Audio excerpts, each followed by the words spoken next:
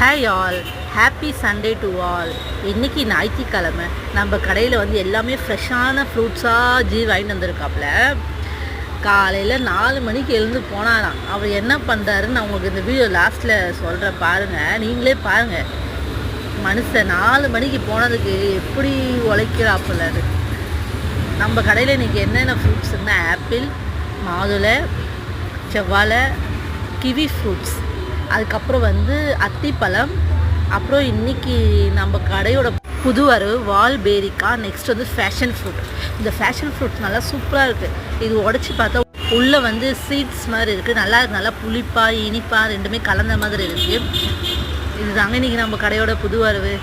4 மணிக்கு போன காரணத்தினால நான் வீட்டில் போய் தூங்கிட்டு வரேன். ஆஹா, நீ இங்கேயே படுத்து தூங்கு, ரெஸ்ட் எடு அப்படின்னு சொல்லிட்டு ஐடியா கொடுத்து உட்கார வச்சுட்டேன். எப்படி என்னோடய ஐடியா? ஓகே, லைக் பண்ணுங்கள், சப்ஸ்கிரைப் பண்ணுங்கள், பாய்.